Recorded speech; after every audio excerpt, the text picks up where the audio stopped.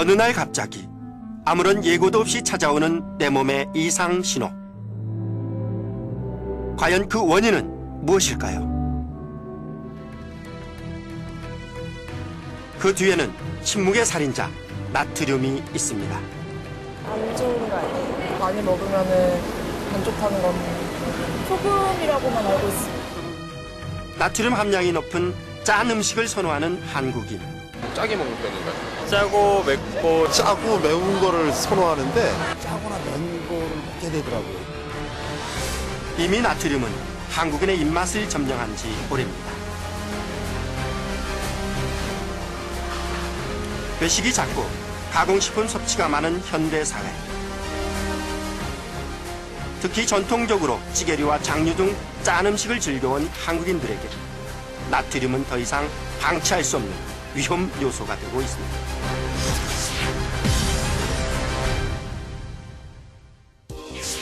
흔히 빛과 소금은 매우 귀중한 것을 뜻하는 말입니다.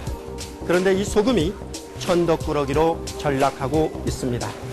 대한민국 국민은 지난 4년 동안 연평균 소금 섭취량을 1200mg씩 더 섭취해 왔습니다. 전 세계에서 가장 음식을 짜게 먹었고 이로 인해 나트륨이 몸속에 쌓여 각종 질병에 시달리고 있습니다. 대한민국 국민은 얼마나 많이 나트륨을 섭취하고 있는지, 우리 사회는 무엇을 방치하고 있는지 시사기획 맥에서 집중 취재해 봤습니다. 일산의 한 요양병원. 이곳에 입원 중인 임채범 씨는 한참 사회생활에 바쁠 나이임에도 벌써 1년 가까이 병원 생활을 계속하고 있습니다. 과거 당뇨와 고혈압, 신장염 등 각종 성인병으로 고통받았던 채범 씨. 그냥 건강한 줄 알았어요. 어느 날 보니까 병원에 와서 있게 되고 입원하게 돼 있고 다리 자르게 되고 뭐 그런 거 한순간에 막 이루어지더라고요. 특히 지난 여름에는 극심한 고혈압으로 생사를 오가는 지옥을 경험했습니다. 혀를 떨어뜨리는 약조차 듣지 않았던 것입니다. 나트륨 수치 검사하고 무염식 일주일 했는데 혈압이 내려가더라고요. 그때부터. 그에게 나타난 각종 성인병과 극심한 고혈압의 원인은 아직도 밝혀지지 않았지만 한 가지 분명한 것은 무염식을 하고 나서 나아졌다는 것입니다. 지금 많이 낮아져 정상적으로 온 거예요. 예전에 혈압은 220, 230 나왔어요. 이 기계로는 측정 불가. 그 후 임채범 씨는 1년이 다 되어가는 지금까지도 철저히 저염식을 하며 식생활 관리에 중점을 두고 있습니다. 혈압 질환은 아마 소금하고 관계가 많은 거예요. 제가 몸으로 지금 이렇게 무염식해서 아는 게 그거예요. 소금은 혈압하고 지대한 관계가 있다. 그렇다면 임채범 씨의 현재 몸 상태는 어떨까요? 한 달에 한 번 숙제 검사를 하듯 주치의를 찾는 임채범 씨. 지난해 임채범 씨가 입원했을 당시 그의 몸은 신장염과 고혈압은 물론 양쪽 늑막에 많은 물이 고여 있었다고 합니다. 나트륨 섭취를 많이 하니까 몸에 쌓이던 거죠. 그 다음에 나트륨 자체 여러 가지 문제에서 혈압도 올라가고 체내에 수분도 많이 저류가 되게 되고 많이 쌓이게 되죠. 그러므로 해가지고 신부전증이 더 악화가 됐던 거죠. 하지만 무염식으로 전환한 지 일주일 만에 늑막의 고인물이 다 없어졌고 이후 아직까지 저염식을 실천하고 있는 임채범 씨. 식이요법을 굉장히 잘 하셨어요. 그 퇴원한 이후로는 9월부터죠. 지금까지 약 변경 하나도 안 하고 식이요법을 동반을 해서 아주 안정된 상태로 편안하게 지금 다니고 계십니다. 약은 변화 없고요. 혈압도 이 정도면 아주 안정화돼 있고 당분간 이 상태입니다. 임채범 씨에게 나트륨은 그를 아프게 한 주범이자 다시 살려낸 은인이기도 합니다. 짜게 먹는다든지 예전 습관대로 그렇게 살면 다시 혈압이 이렇게 된다면 너무 못 살죠. 이렇게 되면. 나트륨은 주로 소금과 같은 의미로 여겨지고 있습니다. 또한 실제로 소금의 40%가 나트륨으로 이루어져 있기도 합니다. 그렇다면 나트륨이란 무엇이고 소금과는 어떻게 다른 것일까요? 나트륨은 소금의 성분 중에 하나로서 바닷물에 많이 들어있고요. 또 우리 몸에도 세포의 외액으로 들어있는 무기질입니다. 우리 몸 안에서는 삼투압 조절도 하고 또 산과 알칼리 평형을 조절해주는 그런 역할을 하고요. 또 정상적인 근육 자극이나 또 신경 전달을 도와주고요. 또 이외에 포도당이라든지 아미노산의 흡수를 도와주는 필수 무기질입니다. 조미료, 빵에 넣는 팽창제 등에 들어가는 나트륨. 꼭 필요한 성분이라고 해도 나트륨을 과도하게 섭취하는 것은 건강에 문제를 가져온다고 합니다. 나트륨이 체내에서 빠져나가면서 칼슘도 함께 나가 골다공증을 유발하고 혈액 속의 나트륨 농도가 높으면 삼투압 현상에 의해 혈류량이 증가하면서 혈압이 상승해 고혈압 위험까지 커집니다. 고혈압은 혈관에 손상을 주어 심장, 뇌의 혈관을 막히게 하거나 터지게 하고 염분이 위 점막을 자극해 발생하는 만성적 위염은 위암으로 발전할 수 있습니다. 뿐만 아니라 고혈압으로 신장의 모세혈관이 망가지면서 만성 신부전증에도 영향을 미치게 됩니다. 그렇다면 하루에 나트륨은 얼만큼 섭취해야 적당한 것일까요? 하루 나트륨의 권장 섭취량은 2000mg. 하지만 우리나라 평균 나트륨 섭취량은 약 5000mg에 해당합니다. 나름 좀 싱겁게 먹는다고 생각을 하는데 저는 좀 싱겁게 먹는다고 게다가 우리 국민이 하루에 섭취하는 나트륨의 함량은 최근 몇 년간 고공행진을 계속해 왔습니다. 또한 세계 주요 국가 비교해봐도 가장 높은 수준으로 세계보건기구 기준의 2.8배에 달하는 나트륨을 섭취하고 있었는데요. 특히 30대에서 50대 남성의 경우 하루 6,006mg 정도의 나트륨을 섭취할 정도로 심각하다고 합니다. 이곳에서는 특별한 모임이 열리고 있습니다. 세종대학교 식품공학과 학술동아리 푸글의 정기 모임. 푸글의 학생들은 평소 건강한 식생활에 관심을 갖고 식품의 영양과 성분을 일반인들에게 알리는 역할을 해왔다고 합니다. 보통 이제 흔히 먹는 식품들이 무심코 지나가는 성분들이라든지 정보가 있잖아요. 이제 그것을 일반 소비자들에게 저희가 알리고 싶어서 이 활동을 하고 있어요. 분석하기에 앞서서 한 번씩 먹어보고 얼마큼 많이 들어가 있는지 한번 평가해볼게요. 평범한 일반인들이 가장 많이 먹는 음식들. 과연 나트륨 함량은 얼마나 될까요? 1차 관능 검사를 마친 후 염도계로 염분의 양을 확인해보니 김치찌개와 된장찌개처럼 우리가 흔히 즐겨 먹는 음식들의 나트륨 함량은 일일 권고량을 훌쩍 뛰어넘었습니다. 평소에 엄마가 해주면 먹는 그런 음식들인데 이렇게 수치가 하루 권장량보다 높게 나온다는 사실에 많이 놀랐고요. 나트륨에 대한 그런 경각심을 갖고 되게 조심해서 먹어야 될 것 같다는 생각이 들어요. 이 밖에도 라면 한 그릇과 햄버거 한 개가 하루 나트륨 섭취량을 훌쩍 넘어서고 있습니다.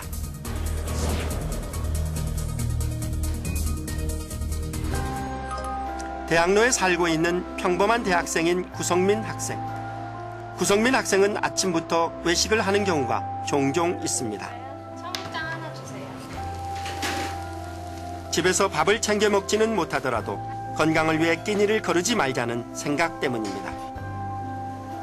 밥을 사 먹으려고 노력하고 있고요. 나름 하루 세 끼 다 챙겨 먹고 있으니까 건강하다고 생각하고 있어요. 수업을 듣다가 점심시간이 되면 점심은 주로 학생 식당에서 해결하는 구성민 학생. 역시 건강을 위해 양식이나 분식류보다는 주로 밥을 챙겨 먹고 있습니다. 저녁은 친구들과 사 먹을 때가 많다 보니 패스트푸드를 먹을 때도 가끔 있지만 그럴 때면 튀김류가 많이 들어간 제품보다는 그릴에 구운 고기를 선택합니다. 이처럼 나름대로 건강에 신경을 쓰고 있는 구성민 학생의 하루 일과. 그런데 아침부터 밤까지 구성민 학생이 섭취한 나트륨은 대략 5,696mg으로 권장량의 3배에 가까운 양입니다. 평소에 몸에 좋다고 생각하는 음식에도 나트륨 함량이 생각보다 너무 많아서 너무 놀랍고 나트륨 함량도 따로 신경을 써야 될 것 같아요. 친구들도 크게 다르지 않습니다. 윤여운 군은 저녁에 먹은 햄버거 한 개가 하루 권장량이 넘는 나트륨을 함유하고 있다 보니 하루 동안 권장량의 무려 3배에 가까운 나트륨을 섭취하게 됐고, 박지상 군도 점심에 먹은 잔치국수가 의외로 나트륨이 많다 보니 하루 동안 권장량의 2.5배에 달하는 나트륨을 섭취하게 됐습니다. 원래 좀 짜게 먹는 걸 좋아하는 편이긴 한데 이 정도일 줄은 전혀 몰랐고요. 평소에 먹는 식사가 나트륨이 많은지 몰랐거든요. 아무래도 식생활을 바꾸는 게 좋을 것 같아요. 현재 시중에서 판매되고 있는 11개 가공식품과 어린이 기호식품에는 나트륨을 비롯한 영양 성분이 반드시 포함되도록 의무화되어 있습니다. 또한 지난해부터는 나트륨 함량이 많은 식품에는 빨간색으로 표시되는 신호등재가 도입되어 시행되고 있습니다.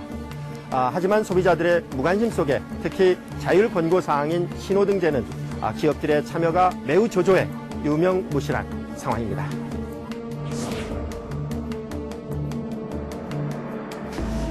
일회용 밥에서 각종 반찬, 그리고 김치까지.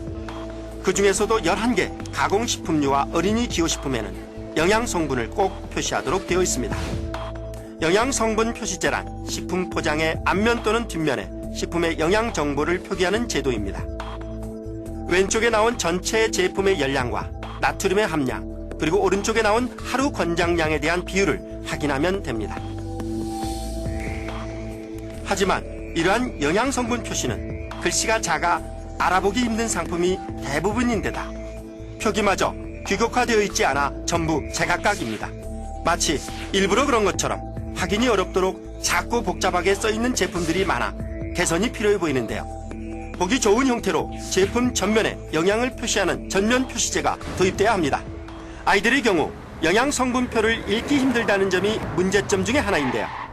이 때문에 신호등 표시제가 도입되기도 했습니다. 나트륨 함량이 높은 제품은 빨간색, 낮은 제품은 초록색으로 표시해 한눈에 알 수 있도록 한 제도입니다. 하지만 불과 몇 개월이 지난 지금 신호등 표시제를 지키는 제품은 찾아보기 힘든 상황입니다. 가공식품 업체들이 그런 표시가 있을 경우 소비자들이 빨간 것만 있으면 안 산다. 그러니까 표시를 안 하겠다. 그래가지고 결국은 지금 그런 식품에 빨갛고 파랗고 노랗고 하는 이런 신호등 표시는 안 돼 있습니다. 제가 기업들이 굉장히 어려워하고 있습니다. 기업들이 굉장히 어려움을 가지고 있는 상황. 기업들이 아마 국회에다 청원을 했어요. 지난해 8월 식약청에서 대대적으로 홍보에 나섰던 것과 달리 불과 7개월여 만에 잡취를 감추고만 신호등 표시제. 안타까운 예산 낭비 사례가 되지 말아야 할 것 같습니다.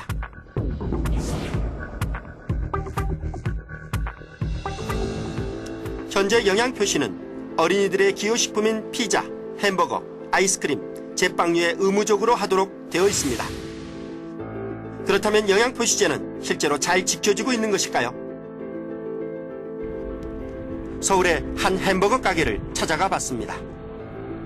넓은 매장 안에서 영양 성분표를 발견하기는 쉽지 않았습니다. 영양 분석 그거 표시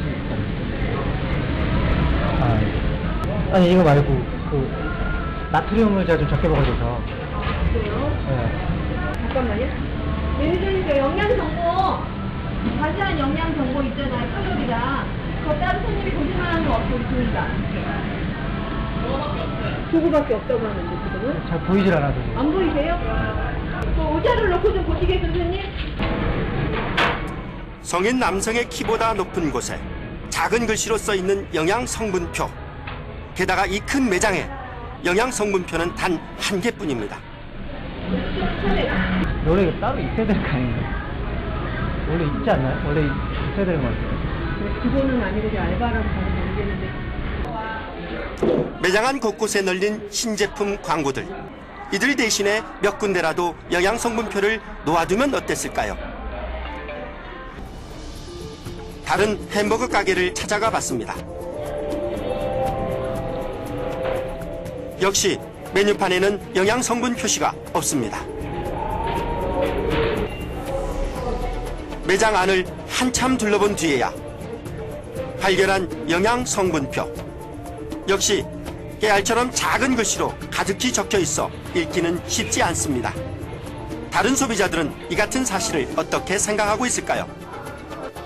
눈에 직접적으로 이렇게 바로 주문하잖아요. 이렇게 크게 보이지는 않아서 있으면 이게 뭐 패스트푸드가 먹는 이렇게 좋은 음식은 아니니까 좀 주문할 때나 뭐 먹을 때나 한번 신경 써서 볼 것 같은데 여기는 그렇게 크게 적혀있지는 않고요. 아예 영양 성분표가 없는 곳도 있습니다. 아이들이 많이 먹는 핫도그를 판매하는 업체. 영양 분석표 같은 거 혹시 있지 않나요? 영양 분석표? 네. 영양 성분표를 찾자 당황하는 기색이 역력합니다. 감사합니다. 안녕히 가세요. 잠깐 카운터 좀 봐주세요. 직원이 영양 분석표를 찾으러 간 사이 주위를 아무리 둘러봐도 영양 분석표는 찾아볼 수 없었습니다. 저희가 그 분석표가 그 교체 그 작업 때문에 저희가 메뉴가 많이 바뀌어서요. 지금 본사에서 가져와서 내일 온다 그러거든요. 저희가 영양 성분 포스터를 제작을 해서 공급을 해요, 가맹점에. 가맹점에서 자꾸 부탁을 안 해가지고 점주들한테서 이제 뭐 무조건 강압적으로 할 수는 없는 부분인데 게시를 하라고 포스터를 보내도 자꾸 부탁을 안 하세요. 그래요? 예, 그래서 그런 부분이에요. 현행법상 영양 성분 표시를 하지 않은 곳은 300만 원의 과태료를 물도록 되어 있지만 그럼에도 불구하고 아직까지 이를 위반해 과태료를 부과당한 곳은 찾아보기 힘들다고 합니다. 여기에 100군데 이상의 가맹점을 가진 프랜차이즈 기업만이 영양 성분 표시 대상 기업인 것 또한 문제입니다. 왜 100군데 가맹점이라는 단서가 생겨난 것일까요? 우리나라는 이제 정부의 모든 정책이 산업을 부흥시킨다. 그런 쪽에 더 포커싱이 돼 있어요. 그래서 우리나라 모든 부처들을 보면 소비자보다는 그 산업계를 더 우선시하고 그쪽을 위한 정책, 법과 제도와 정책이 그렇게 되어 있는 경우가 거의 다입니다. 최근 가공식품업계도 점차 저나트륨 음식에 관심을 기울이고 있습니다. 나트륨을 줄인 햄에서 된장까지 점차 그 범위가 확대되고 있는 추세라고 하는데요. 저염화가 되고 나면 이제 맛이 없다든가 이런 문제들이 좀 많이 발생하고 있었는데 저희가 이제 기술적으로 그런 부분들 많이 극복을 하고 저염화되어 있으면서도 굉장히 좀 맛있게 먹을 수 있는 제품을 개발하려고 노력을 하고 있습니다. 향후에 장기적으로 이런 나트륨이 저감화되어 있는 식품에 대한 니즈는 계속 늘 것으로 저희가 판단을 하고 있고 이에 맞춰서 연구 개발을 진행을 하고 있습니다. 현재 1인당 하루 4,800mg씩 섭취하고 있는 나트륨을 3,000mg으로만 줄여도 의료비 절감과 사망 감소 등으로 인해 그 사회적 편익은 무려 13조 원에 달할 것이라는 연구 결과도 나오고 있습니다. 정부에서도 최근 나트륨 줄이기의 중요성을 인식하고 나트륨 줄이기 운동본부를 발족했습니다. 참여하실 수 있고요. 이에 대한 시민들의 관심과 참여도 그 어느 때보다 뜨거웠는데요. 나트륨 줄이기 가장 중요한 것은 국민들이 느끼고 있는 경각심입니다. 이제는 소비자들도 이런 지금 현재의 정책이 어떻게 보면 소비자에게 그렇게 유리하지 않은 정책이라고 한다면 이제는 당당하게 정부나 업계에다가 목소리를 내야지 된다고 생각합니다. 나트륨 줄이기 운동본부의 홍보대사로 임명된 개그맨 박수홍 씨 역시 소비자가 달라져야 사회가 바뀐다고 이야기하고 있습니다.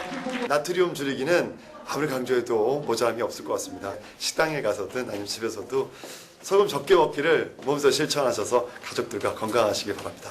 국민 여러분, 우리 모두 건강해요. 화이팅! 나트륨이 국민의 건강과 생명을 위협하고 있습니다. 나트륨 줄이기는 일부의 노력만으로는 해결될 수 없습니다.